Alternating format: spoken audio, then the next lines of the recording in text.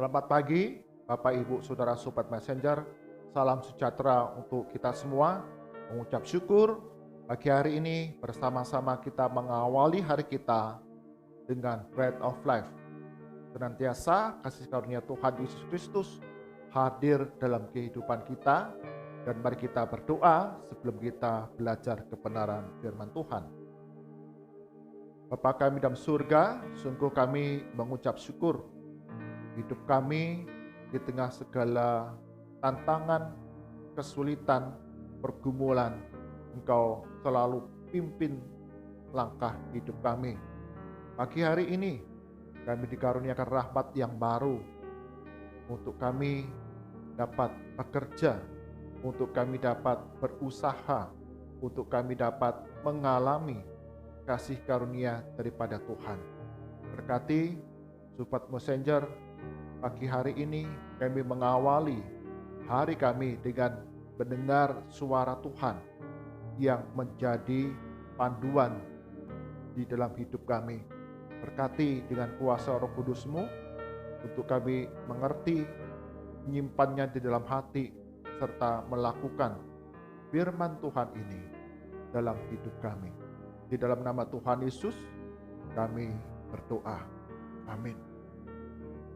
Bapak, Ibu, Saudara-saudara, Sobat Messenger, tentu setiap kita pernah melihat, pernah mendengar, pernah menonton video ataupun berita ada negara-negara tertentu dalam dunia ini mendidik anak-anak sejak kecil satu karakter, satu etika yang baik, mengedepankan, mengutamakan pendidikan karakter kepada anak-anak lebih daripada ilmu pengetahuan ataupun intelektual.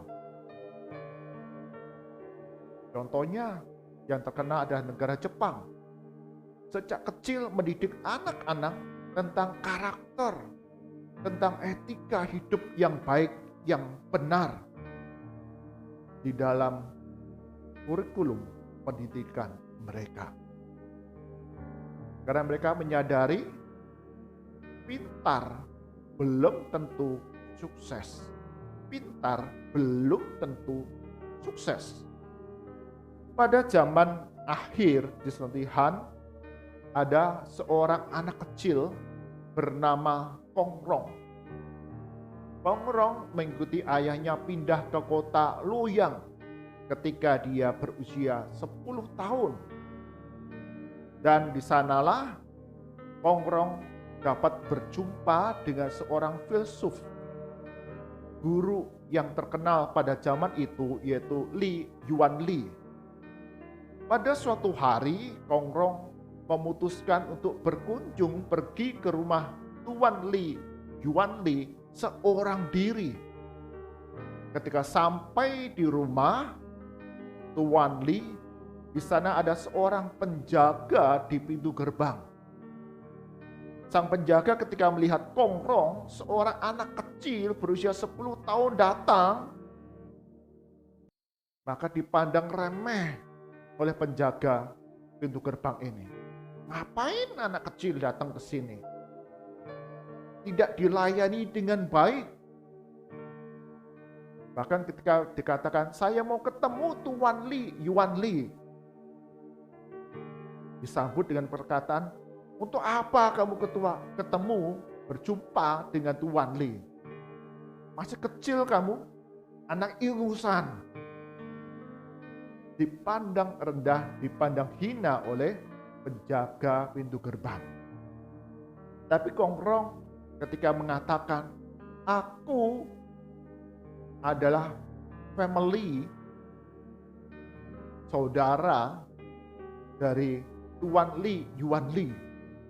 Seketika itu juga penjaga rumah kemudian tanpa banyak berbicara dan bertanya lagi, langsung mempersilahkan Kongrong masuk ke rumah. Ketika berjumpa dengan Li Yuanli, Li Yuanli kemudian kaget dan heran. apakah saya dan kamu punya hubungan keluarga? Apakah betul kita family? Punya ikatan kekeluargaan? Demikian Tuan Li bertanya kepada Kongrong. Kongrong kemudian menjelaskan silsilah keluarga dari keluarganya. Dan bagaimana kemudian diketahui bahwa di dalam beberapa ratus tahun yang lalu, kedua marga ini, marga Li dan Kong ini, sungguh-sungguh memiliki hubungan kekeluargaan. Kita tahu dalam tradisi budaya Tionghoa, beberapa marga itu berasal dari satu marga pada zaman-zaman masa-masa yang lalu. Dan dalam tradisi Tiongkok kuno dan sampai sekarang ini, ikatan keluarga itu sungguh sangat penting. Bahkan beberapa keturunan tetap dapat mengingat dulu punya hubungan kekeluargaan, dulu punya kekerabatan yang dekat, sehingga anak cucunya pun menghormati hubungan kekeluargaan yang sudah terbentuk beberapa ratus tahun sebelumnya. Demikian juga Tuan Li Yuanti. Ketika Kongrong menjelaskan silsilah keluarganya kemudian didapati beberapa ratus tahun yang lalu, sungguh punya hubungan kekerabatan, kekeluargaan dengan keluarga Bapak Li Yuanli. Bapak Li Yuanli sungguh kagum dan senang kepada Kongrong. Pada saat yang sama, di tempat tersebut, dalam ruangan yang sama, juga hadir seorang pejabat yang bernama Chen Wei. Chen Wei juga sudah mendengar apa yang diuraikan, apa yang dikatakan oleh Kongrong tentang silsilah keluarganya yang memiliki hubungan relasi kekeluargaan dengan Li Yuanli. Chen Wei juga mendengar orang-orang yang hadir dalam ruangan itu memuji akan kepintaran dari Kongrong dalam menguraikan silsilah keluarganya dan memuji, sungguh anak ini anak yang pintar, anak yang pandai. Chen Wei, seorang pejabat yang sombong, memandang rendah kepada Kongrong. Dia hanya anak ingusan yang tidak tahu apa-apa. Hanya kebetulan saja dia bisa mengatakan silsilah keluarga. Sehingga Chen Wei kemudian mengolok-olok dengan mengatakan demikian.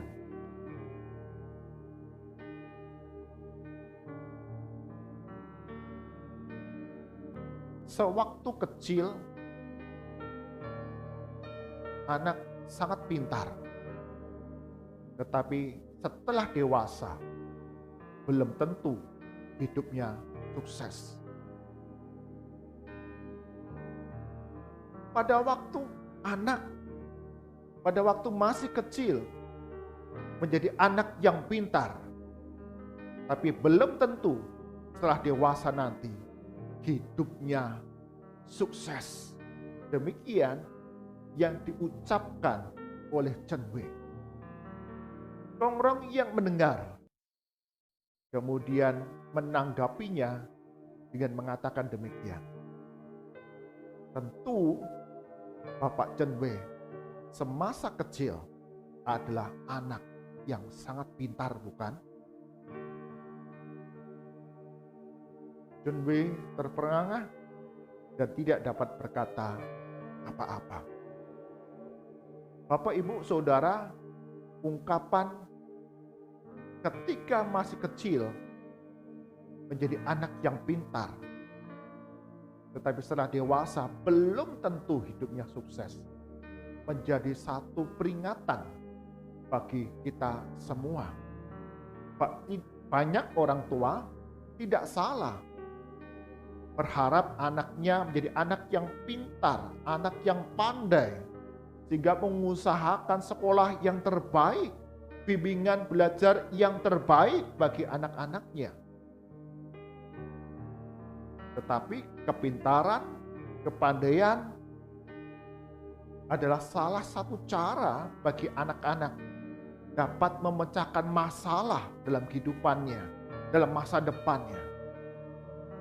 Dan salah satu faktor keberhasilan, kesuksesan anak-anak di dalam masa depannya adalah karakter, kepribadian, sikap perilaku yang baik, yang benar, yang dapat menuntun kepada keberhasilan. Di dalam kitab Amsal pasal ke-23 ayat 17 hingga ke-19, demikian firman Tuhan mengatakan, "Janganlah hatimu iri kepada orang-orang yang berdosa, tetapi takutlah akan Tuhan senantiasa, karena masa depan sungguh ada dan harapanmu tidak akan hilang.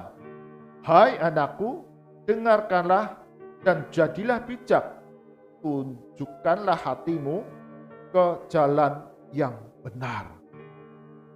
Lebih jelas lagi, Permasmur mengatakan agar setiap anak-anak kita dididik, diajar takut akan Tuhan, mengenal Yesus Kristus sebagai Tuhan dan Juru Selamat dalam kehidupannya, dan memiliki ketaatan untuk melakukan segala perintah dan kehendak Tuhan.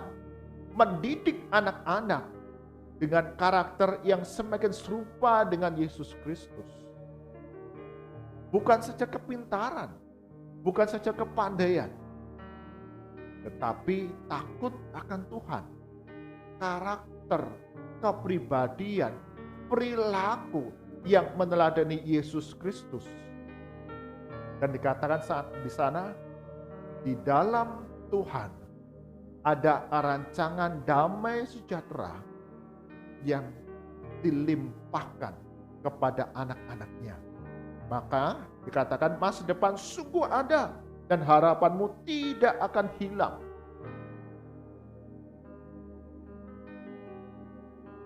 Jadi keberhasilan, kesuksesan tidak semata-mata hanya kepintaran, kepandaian, hanya ilmu pengetahuan. Kita dapat melihat dalam dunia kita sekarang ini, banyak orang pandai, banyak orang pintar, banyak orang punya pendidikan intelektual yang tinggi, tetapi tidak memiliki karakter, perilaku, kepribadian yang benar, yang baik di hadapan Tuhan. Karena ilmu yang dimilikinya digunakan dengan cara-cara yang salah. Bahkan cara-cara yang jahat hanya untuk kepentingan, kepuasan, kesenangan diri sendiri. Penulis kitab Amsal dengan tegas mengatakan, "Hai anakku, dengarkanlah dan jadilah bijak. Tujukanlah hatimu ke jalan yang benar."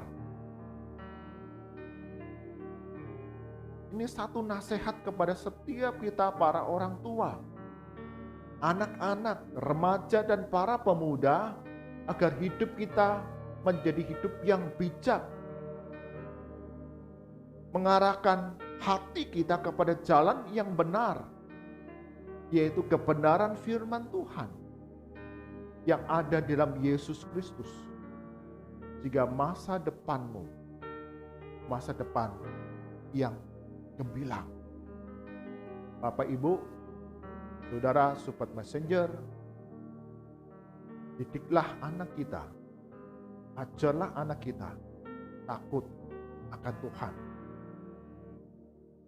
Di tengah kita mendorong anak-anak kita bertumbuh menjadi anak yang pintar, anak yang pandai, disertai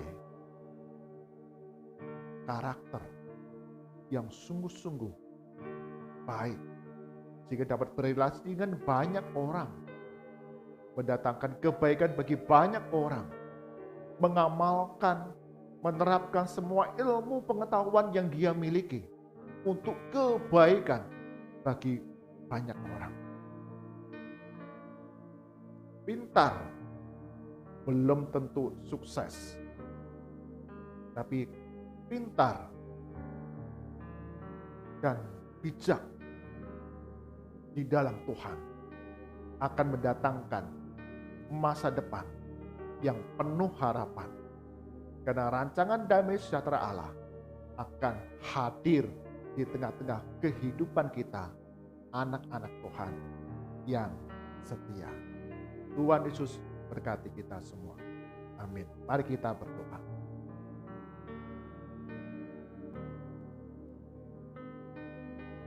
Tuhan Yesus, kami menyadari hidup dalam dunia yang mengajar kami berkompetisi, bersaing di dalam nilai-nilai pendidikan intelektual. Berlomba-lomba menjadi anak yang pintar, yang pandai. Ajar kami firman Tuhan pagi hari ini. Kami bukan saja membekali anak-anak kami dengan kepandaian, kepintaran, keterampilan di dalam pendidikan intelektual, tetapi juga karakter yang semakin serupa dengan Yesus Kristus. Karakter takut akan Allah, menjadi bijak di dalam masa tumbuh kembang anak-anak kami. Dan kami percaya ada masa depan yang gemilang yang Tuhan karuniakan bagi anak kami. Berkati setiap kami, Bapak, Ibu, Saudara, Sobat Messenger, sebagai orang tua, kami dapat mendidik, mengajar anak kami takut akan Tuhan. Bagi kami, Sobat Messenger yang masih muda, remaja, pemuda, ajar kami untuk hidup bijak, hidup di dalam jalan yang benar, seturut dengan kebenaran firman Tuhan. Dalam iman percaya kami kepada Yesus Kristus, untuk taat, untuk bertumbuh hari demi hari, semakin serupa dengan Yesus Kristus. Tiap pilihan, tiap sikap tindakan, tutur kata kami, perbuatan kami, sungguh mendatangkan kebaikan bagi banyak orang. Dan itulah keberhasilan kami, yaitu hidup untuk mengasihi Tuhan dan sesama kami. Berkati sepanjang hari ini, setiap kami, Sobat Messenger, dalam usaha yang kami kerjakan, pekerjaan yang terus kami lakukan untuk memenuhi kebutuhan keluarga kami, Kau membuatnya berhasil di tengah segala keterbatasan yang kami hadapi dalam masa pandemi ini.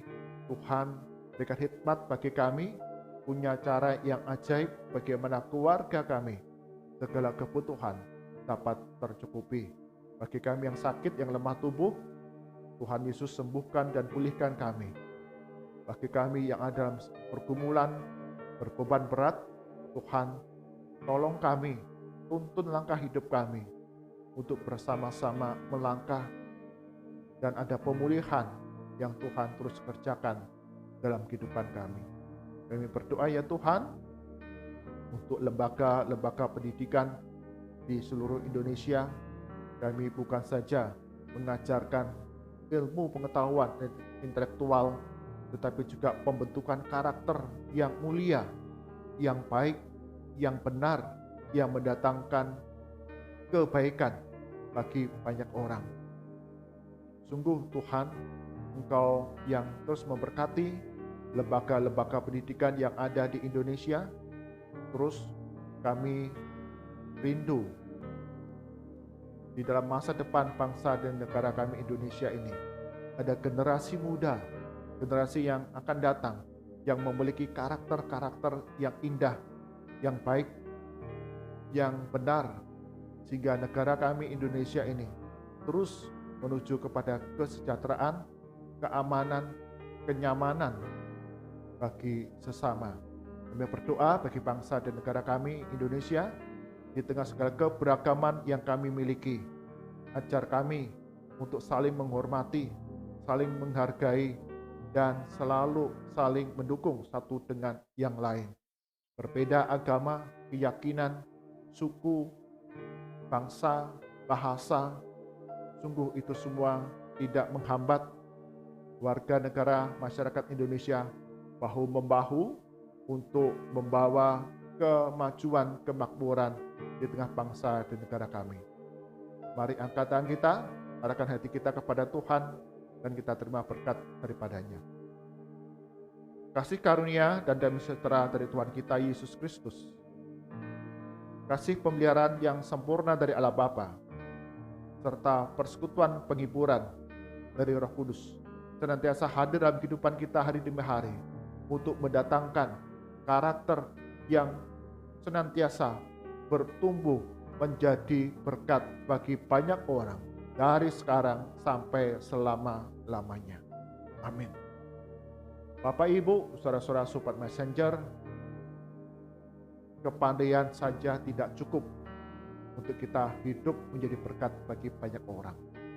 Tapi sikap takut akan Tuhan, sikap bijak dan hidup di dalam jalan yang benar senantiasa akan mendatangkan berkat bagi banyak orang, dan itulah tanda keberhasilan, kesuksesan dalam kehidupan kita hari demi hari. Tuhan Yesus berkati kita semua. Amin.